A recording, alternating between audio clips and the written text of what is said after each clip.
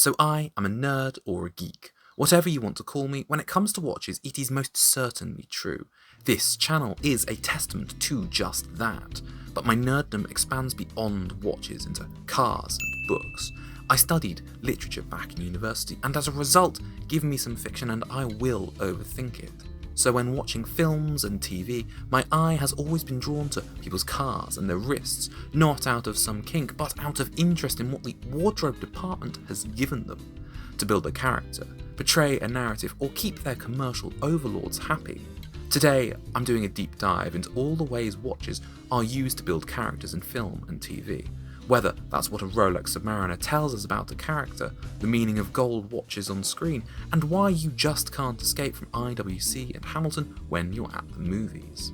I have a feeling this is going to be a slightly longer video than some of my usual ones, so go get yourself a beverage, pop me into another tab, and feel enlightened through my ramblings. Welcome to Doug's Watches, the thinking watch channel. Here I like to go beyond the watch dial by relating art, design, history, and sometimes philosophy to the world of watches. So, if that sounds good to you, do make sure to like and subscribe.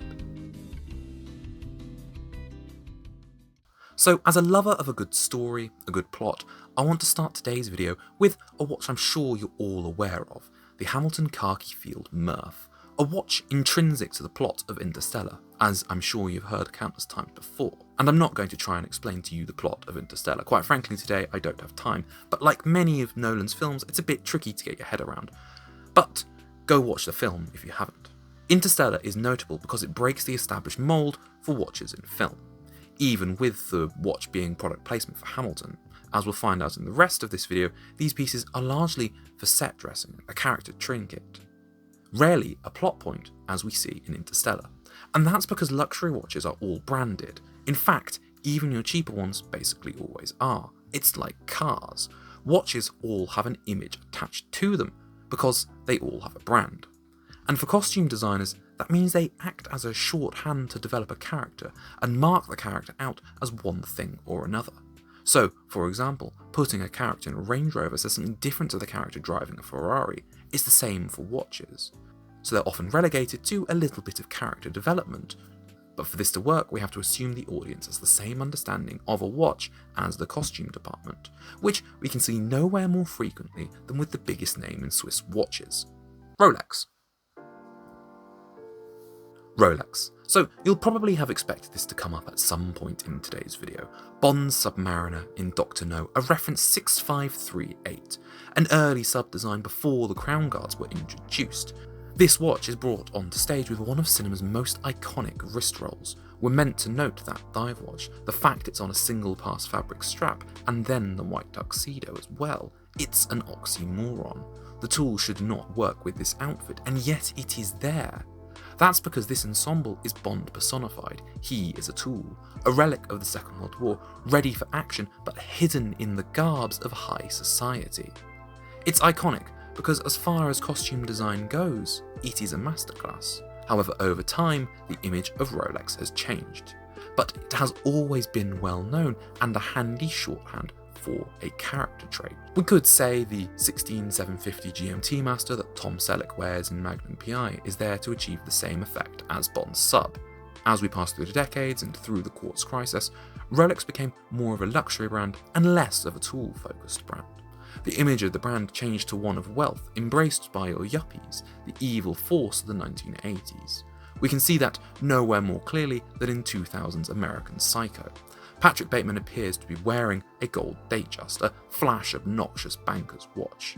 Now we receive no close-ups of the watch in the film, and that's because in reality the watch worn on set was a Seiko that used Rolex design inspirations. It was an homage basically, but that's enough to help establish his character with this style of watch having already been used in the likes of Glengarry Glen Ross.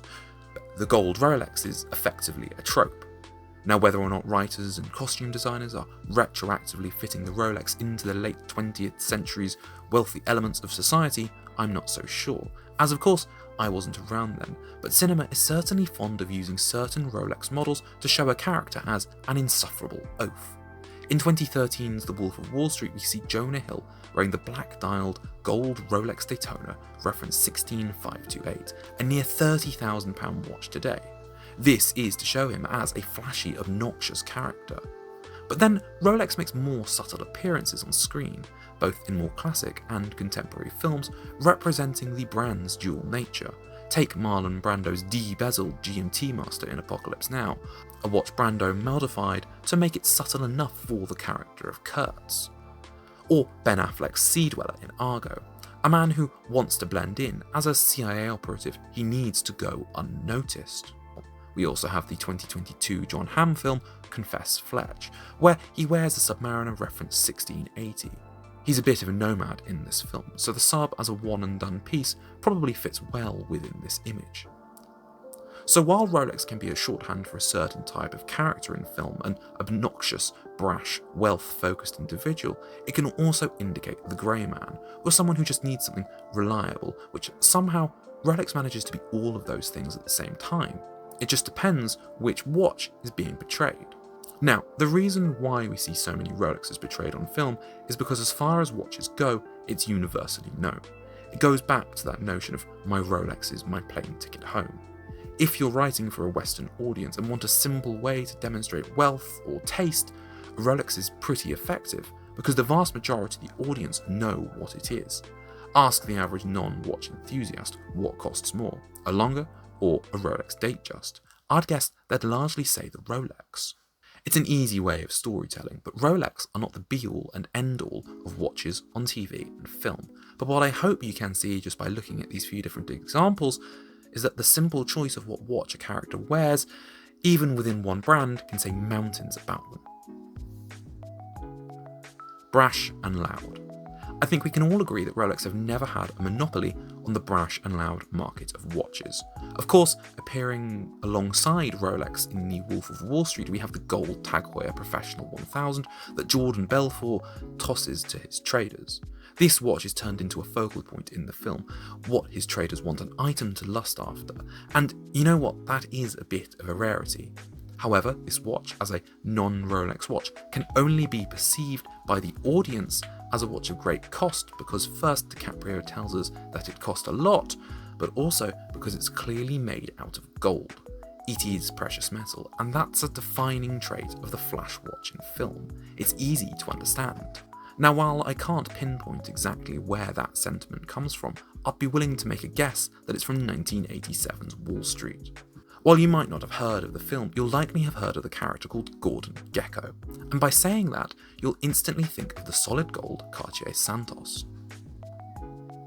While the aforementioned Glengarry Glen Ross cemented the rich arsehole gold watch trope in 1992 with Alec Baldwin's I made $970,000 speech, I think Wall Street coming 5 years earlier paved the way for it and established the archetypal character with Michael Douglas's Gordon Gekko.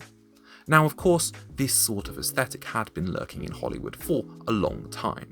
If we look to the icon Tony Montoya in Scarface in 1983 at the top of his wealth, he's wearing the Omega La Magique, a gaudy little quartz thing that is rather in the same vein as a Piaget.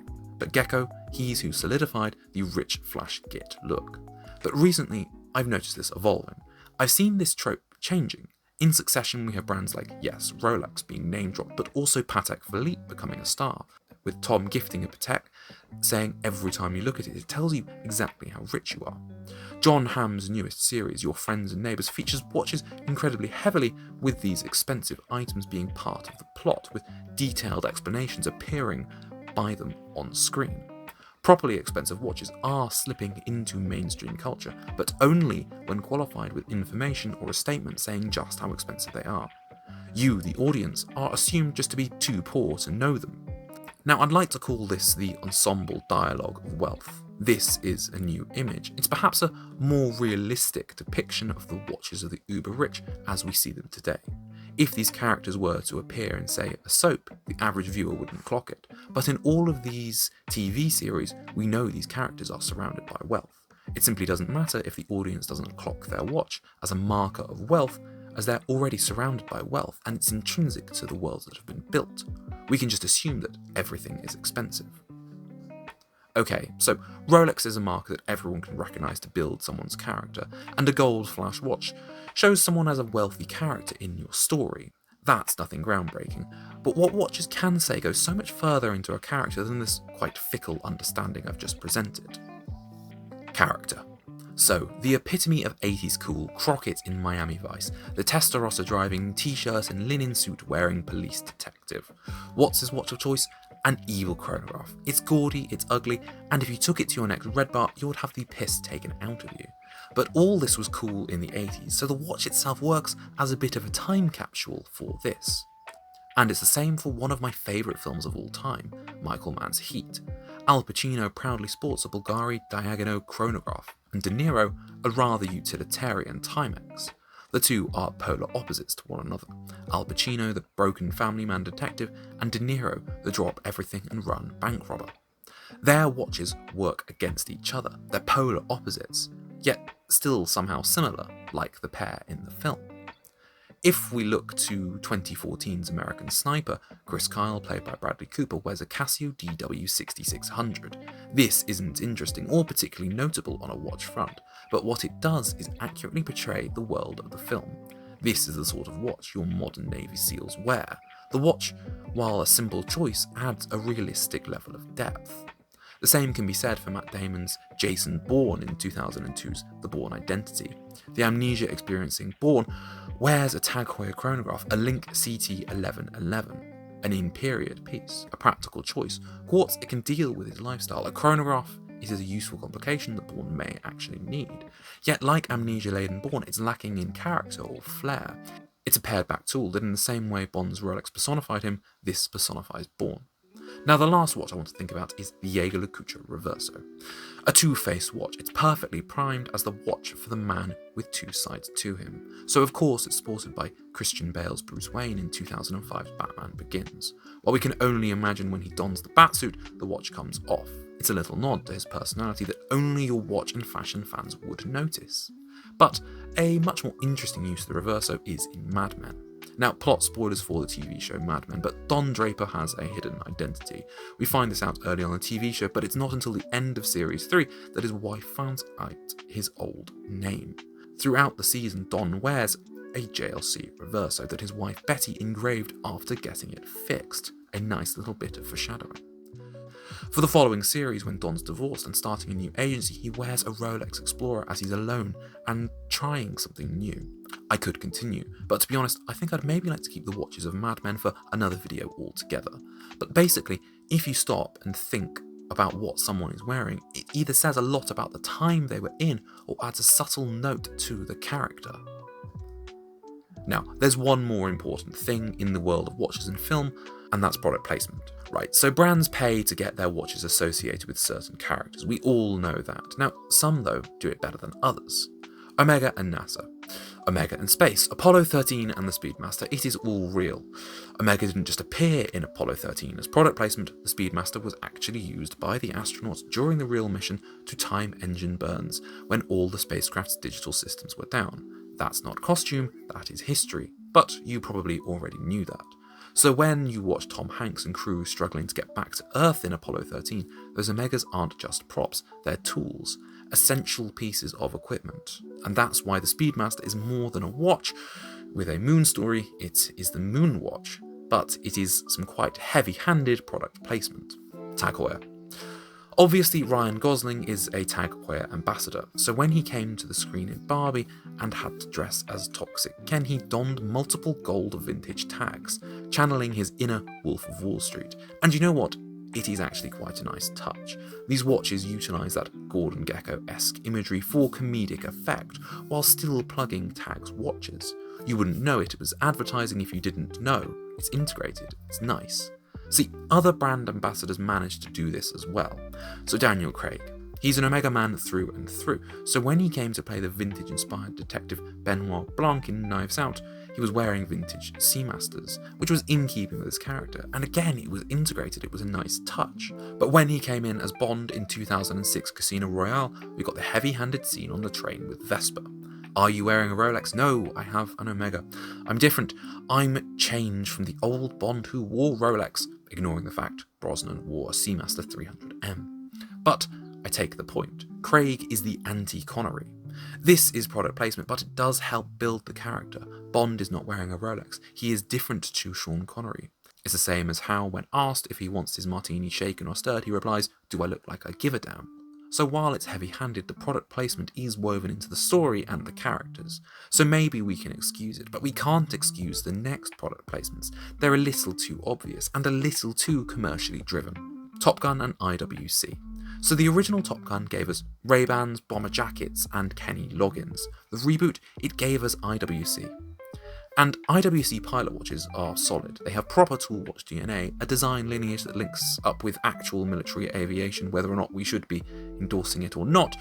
But let's be real, this isn't the wardrobe department pulling a clever move to reflect Maverick's personality. This is product placement lying naked on the runway. The Top Gun edition of the IWC chronograph. Yes, the actual name of the watch is the Top Gun. It gets big screen real estate in a film titled Top Gun. It's less of a nod, more of a brand slap in the face. But what makes it interesting isn't the obviousness of it. It's because Maverick himself is something of a watch nerd's metaphor. A tool watch dressed up in nostalgia. He's outdated, mechanical, overbuilt for peacetime. And the IWC Top Gun, it's the same deal. A bit oversized, definitely over-engineered, and slightly anachronistic. So yes, IWC paid to be there, but the character and the watch do a weird little high five of compatibility, even if it is just a giant ad for ceramic-cased pilot watches that 99% of pilots will never actually wear. Now, let's talk about a different kind of placement, the slow burn. Hamilton, a brand that's been in the background of Hollywood for decades. Men in Black, Interstellar, and now Oppenheimer. In the lead up to Oppenheimer's release, Hamilton went all in. Social media campaigns, behind-the-scenes shoots, press releases. They've done the same for the most recent Indiana Jones film, launching a special edition Bolton.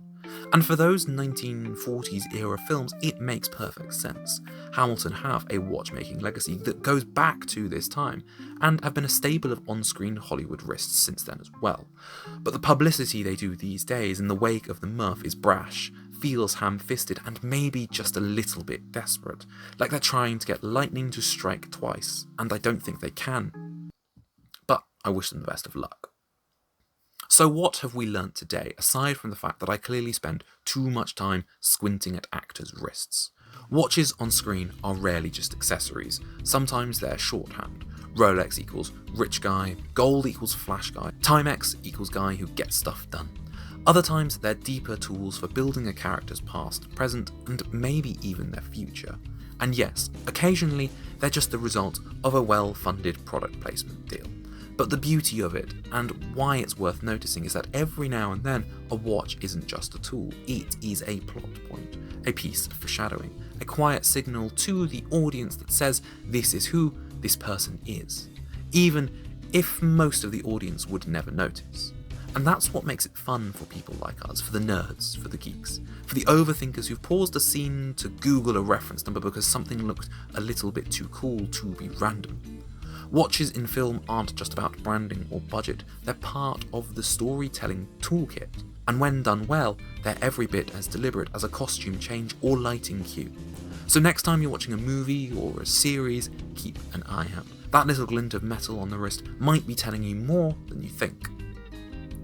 Thanks for watching. This has been Doug Watches, the Thinking Watch channel. If you enjoyed this ramble, do make sure to like and subscribe, and let me know in the comments which film or series has watches that you think need talking about more. Now, if you'll excuse me, I've got a paused scene and a blurry screen grab to take a look at. Bye bye.